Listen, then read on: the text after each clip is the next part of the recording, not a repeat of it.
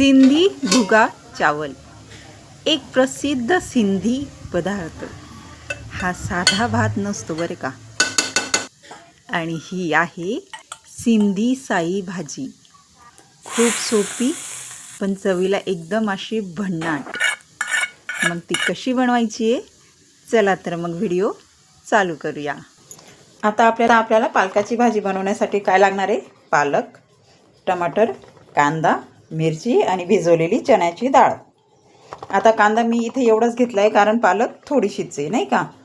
जर जास्त असती तरी हे इथे कांदा पण थोडासा जास्त घेतला असता। भाजी बनवायची पद्धत खूप सोपी आहे। आता फक्त आपल्याला हे सगळं सामान जे आहे ना ते कुकरमध्ये आपल्याला असं टाकून घ्यायचं आहे। यात लागणारे सगळे पदार्थ, जिन्नस हे सगळे मी स्वच्छ धुवून घेतलेले आहेत। स्वच्छ धुवून घेतलेले हे सगळे पदार्थ आपल्याला एका कुकरमध्ये असे टाकून घ्यायचे आहेत। जसं की मी तुम्हाला आधीच म्हटली, ही खूप साधी आणि टेस्टी आहे। सगळं एकत्र केलं, ही डाळ स्वच्छ धुवून घेतलेली आहे आणि 15 ते 20 मिनिटं भिजत ठेवलेली होती।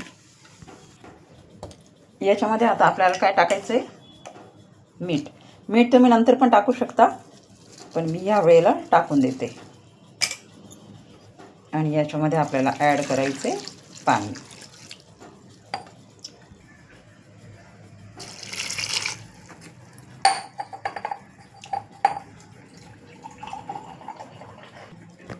आता एवढ्याशासाठी मी 3 ग्लास पाणी इथे वापरलं आहे, कारण आपल्याला डाळ पण शिजवायची आहे, पालक पण शिजवायची आहे। आणि जर पाणी राहिलं याच्यामध्ये तर आपण ते नंतर पाहूया की काय करता येईल किंवा काय करता येतं। तर इथे आपण गॅस लावून घ्यायचा आहे। गॅसवर कुकर आणि झाकण लावून घ्यायचं आहे। याच्या 4-5 शिट्ट्या आपल्याला घ्यायच्या आहेत, कारण याच्यामध्ये आहे चणा डाळ भिजवलेली आहे, पण तरीसुद्धा 4-5 शिट्ट्या घेतल्यानंतर सगळं व्यवस्थित शिजणार आहे नाही का। आपली भाजी शिजली का आपण पाहूया।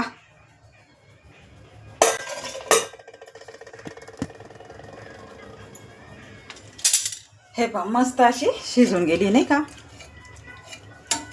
डाळ पण एकदम मस्त अशी शिजून गेली आहे। हे पहा, डाळ व्यवस्थित शिजली आहे। आणि जसं की मी तुम्हाला सांगितलं, जर पाणी जास्त राहिलं ना, काय करायचं, गॅस फास्ट करायचा आणि कुकर गॅसवर 5 ते 10 मिनटं ठेवून द्यायचा। अशा प्रकारे घोटून घ्यायची आहे। आता ही आहे ना, याच्यामध्ये थोडीशी म्हणजे कुकर मोठा झाला आहे आणि भाजी थोडीशी एका दुसऱ्या भांड्यात घेऊन घेऊ।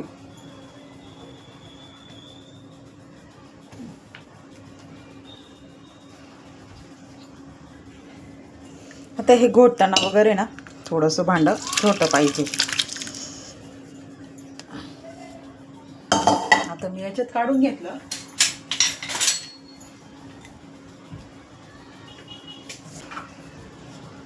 आणि रवीने अशी घोटून घ्यायची। आता छोटा कुकर असताना असा खोलगट, तर मग कुकरमध्ये पण आपण घोटू शकलो असतो।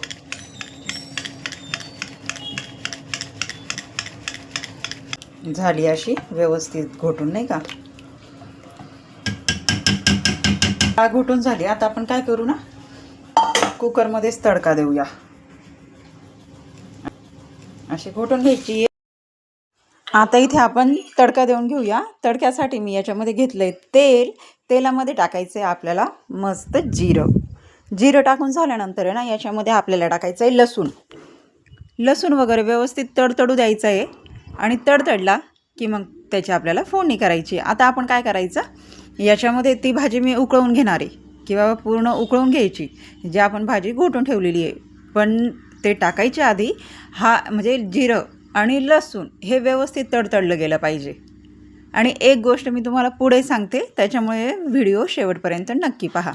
आता इथे लसूण आणि जिरं व्यवस्थित तडतडलं आहे। आता याच्यामध्ये आपल्याला टाकून घ्यायची आहे जी घोटून ठेवलेली होती ती भाजी। याच्यामध्ये पाणी ॲड करायचं नाही आहे किंवा कुठले मसाले आपल्याला ॲड करायचे नाही आहे। त्याच्यामध्ये वरून मीठ टाकायची काहीच गरज नाही, कारण शिजताना मी मीठ ऑलरेडी टाकलेलं होतं आणि जर तुम्हाला शिजताना घालायचं नाही आहे तर तुम्ही ह्या स्टेजला मीठ टाकू शकता. आता पहा इथे व्यवस्थित आजी भाजी उकळत आलेली आहे. भाजी ह्या इथे एकदम व्यवस्थित तयार होऊन जाते. म्हणजे ही भाजी खूप छान लागते. तुम्ही एकदा नक्की ट्राय करा. आणि याच्याबरोबर जो भुगा चावल बनवतो ना आपण, तर त्याच्याबरोबर ही भाजी तुम्हाला एकदम एकदम खूप भारी लागणार आहे, हे नक्की. आणि पहा ह्या इथे भाजी उकळली आणि भाजीला नंतर काय करायचे ती एक पद्धत मी तुम्हाला नंतर सांगते. जर तुम्हाला आवडणार असेल तर तुम्ही ती पद्धत किंवा स्टेप फॉलो करू शकता आणि जर तुम्हाला नसेलच करायची बाबा आम्हाला भाजी अशीच आवडते तर तुम्ही ह्या पद्धतीने सुद्धा भाजी भुगा चावल बरोबर खाऊ शकता. पण स्टेप पाहायला काय हरकत नाही असं मला तरी वाटतं. आता या इथे व्यवस्थित भाजीला उकळी आलेली होती आणि भाजी आहे ना खूप अशी मॅश पण नाही होऊ द्यायची बरं का. ज्यावेळेस आपण घोटतो ना तर त्यावेळेस एकदम अशी वरणासारखी आपल्याला करायची नाही आहे. भाजी आपल्याला अशा पद्धतीने ठेवायची की ज्याच्यामध्ये आपल्याला डाळ पण दिसणार आहे आणि पालक पण दिसणार आहे. खूप अशी वरण ज्यावेळेस आपण घोटतो तर त्या पद्धतीने ही डाळ करायची नाही आहे किंवा ही साई भाजी तशी करायची नाही आहे. म्हणजे आपण खूप घोटायचं आणि मग वरणच करायचं पालकाचं असं इथे करायचं नाही आहे.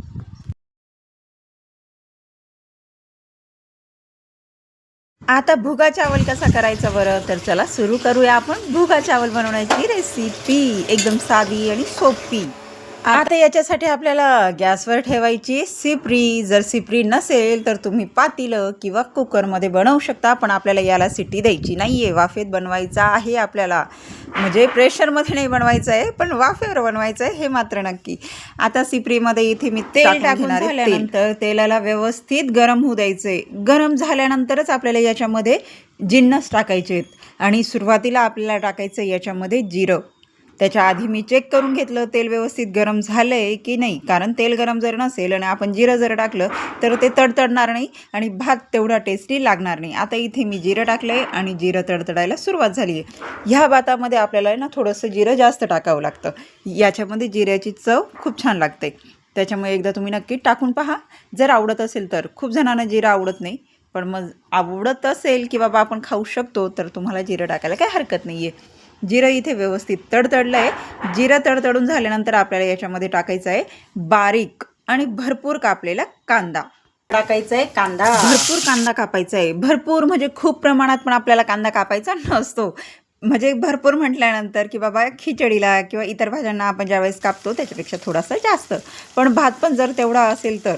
नाहीतर मग भात खूप कमी आणि कांदा खूप जास्त असं आपल्याला करायचा नाही आहे. तो एक अंदाज असतो जो प्रत्येक महिलेला आता माहितीच झालेला आहे नाही का.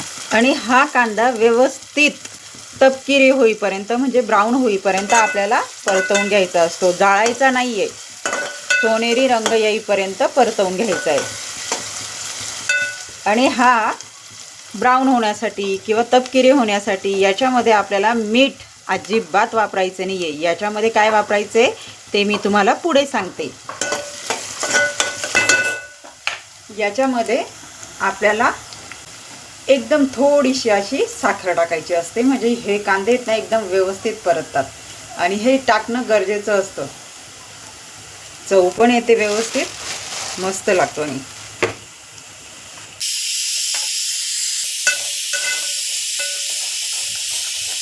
तिने आपल्याला ब्राऊन करून घ्यायचे आणि याच्यामध्ये आपल्याला टाकायचं आहे स्वच्छ धुवून घेतलेले बासमती तांदूळ. आता इथे तुम्ही कोणते पण तांदूळ वापरू शकता. मी इथे घेतलेत बासमती. इथे आता माझे तांदूळ टाकून झालेत व्यवस्थित असं. आणि ज्या वेळेला आपण दोन रेसिपी एक साथ करतो ना तर त्यावेळेस हा कुकरचा आवाज मध्ये मध्ये येणार हे 100% असतं बरं का. त्याच्यामुळे कुकरच्या सिटीला इग्नोर करत भुगा चावल कसा बनतो याच्याकडे तुम्ही लक्ष द्या.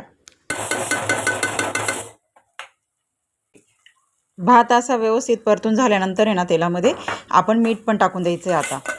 आणि भुगाच्यावर आधी तेलामध्ये आपल्याला असा परतवूनच घ्यावा लागतो. डायरेक्ट म्हणजे असं पाणी टाकायचं आणि नंतर आपण तांदूळ टाकायचे असं करायचंच नसतं. तेलामध्ये हा भात व्यवस्थित म्हणजे तांदूळ व्यवस्थित परतवून घ्यायचे असतात.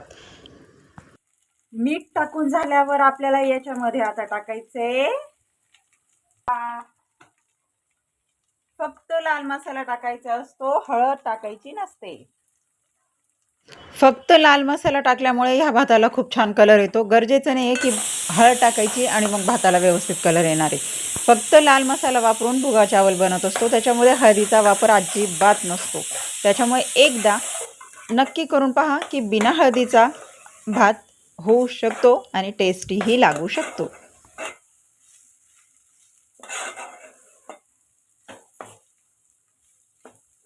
हा व्यवस्थित गरम झालाय, व्यवस्थित फ्राय करून झालाय. याच्यामध्ये आपल्याला पाणी टाकायचं आहे. पाणी एकदम व्यवस्थित, म्हणजे खूप जास्त व्हायलाच नको याच्यामध्ये पाणी. एकदम मोकळा असा हा भात असतो नाही का.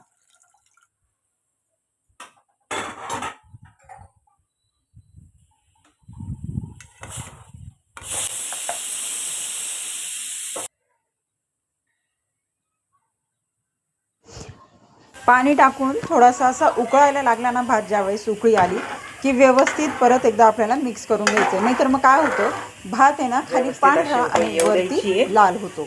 त्याच्यामुळे प्रत्येक वेळेस ज्यावेळेस आपण मसाले टाकतो किंवा खिचडी बनवतो, पुलाव बनवतो, त्यावेळेस असं पाण्याला उकळी आली की पुन्हा हे सामान जे असतं ना ते एकत्र करून घ्यायचं असतं. म्हणजे भात आहे ना सेम, म्हणजे सगळ्या दाण्यांना कलर छान येतो, व्यवस्थित चव लागते.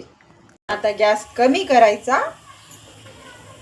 आणि याच्यावर असं झाकण ठेवायचं. थोडंसं आहे ते उघडं ठेवायचं, पूर्ण बंद नाही करायचं, म्हणजे ओतू नाही जाणार नाही का.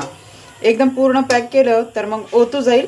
त्याच्यामुळे झाकण नेहमी असं ठेवायचं, असं, म्हणजे मग ओतू जात नाही. आणि इथे मी 15 ते 20 मिनटं अशाच प्रकारे हा भात शिजवून घेतला होता. आणि पहा व्यवस्थित असा झालेला आहे. पण इथे पूर्ण पाणी असं त्याचं निघालेलं नाही आहे, म्हणजे अशी वाफ झालेली नाही आहे नाही का. थोडंसं असं वाटतंय आपल्याला की पाणी आहे त्याच्यामध्ये. मग त्यावेळेस काय करायचं माहिती आहे का, पुन्हा हा भात एकत्र करायचा आणि पुन्हा एकदा याच्यावर आपल्याला झाकण ठेवायचं. पण झाकण जसं आधी ठेवलं होतं की नाही तसंच आपल्याला झाकण ठेवायचं आहे, म्हणजे एकदम पूर्ण झाकायचंच नाही. मग मी 10 मिनटं पुन्हा झाकून ज्यावेळेस हा भात बनवला त्यावेळेस भात एकदम मस्त असा बनला होता. एकदम हे ना किती भारी झाला आहे म्हणजे एकदम असा मोकळा होतो हा भात. भुगा चावल जो आहे ना तो एकदम मोकळा भात असतो. अजिबात खिचडी आपल्याला कधीतरी असं आवडते किंवा पाणी थोडंसं जास्त असलं खिचडीमध्ये आपल्याला चालतं, पण हा भात एकदम मोकळा असतो. त्याच्यामुळे पाण्याचा अंदाज आहे ना एकदम, की बाबा जास्त व्हायला नको आहे पाणी आणि कमी पण व्हायला नको, कारण तो कच्चा लागला की त्याची चव बिघडणार आहे. ह्या इथे भुगा चावल एकदम तयार आणि एकदम भारी दिसतोय की नाही. जसं दिसणार आहे तसा टेस्टी लागणार पण आहे, 100% गॅरंटी सहित.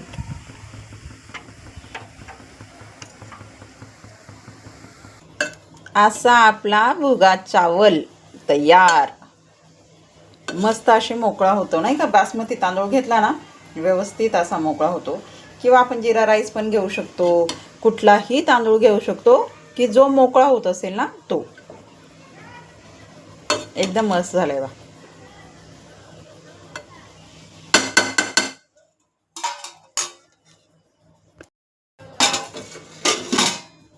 आणि आता ही भाजी मी ह्या बाउलमध्ये काढून घेतली आहे. आणि जसं की मी तुम्हाला आधी सांगितलं की ही स्टेप तुम्ही फॉलो करू शकता, आणि जर वाटत असेल तर ही भाजी तुम्ही अशीही खाऊ शकता, टेस्ट काही बदलणार नाही आहे. पण माझ्या घरामध्ये ही भाजी कशी आवडते तुम्हाला सांगू का. आता मस्त ह्या भाजीला मी फोडणी दिलेली आहे. मला ही भाजी अशीच खूप आवडते, पण घरात जी भाजी आवडते ती अशी. आता ही भाजी मी बाउलमध्ये काढून घेतलेली आहे. आता या भाजीला काय करायचं, पुन्हा एकदा तडका करायचा. आता इथे तवा गरम होता कारण पोळ्या झालेल्या होत्या. मग मी तव्यावरच काय केलं, तेल टाकलं, जिरं टाकलं, मस्त जिरं तडतडून घेतलं आणि याची फोडणी ह्या भाजीला परत दिली. म्हणजे तडका, जिऱ्याचा तडका. जर तुम्हाला आवडत असेल तर तुम्ही लाल मसालासुद्धा याच्यामध्ये टाकू शकता, पण लाल मसाल्याची ना तशी काही गरज पडत नाही. आणि जर तुम्हाला आवडते लाल मसाल्याची फोडणी तर तुम्ही हमखास इथे टाकू शकता. आणि अशा पद्धतीने सिंधी स्टाईल भुगा चावल आणि सिंधी भाजी आपली तयार आहे. फक्त पालकाची भाजी समजून सोडू नका बरं का. एकदा नक्की ट्राय करा, तुम्हाला नक्की आवडणार आहे. आणि जर बनवली तर कमेंट आणि शेअर करायला विसरू नका. हमखास आवडणारी आणि सगळ्यांना खाऊ घालू शकणारी अशी ही साधी सिंपल रेसिपी.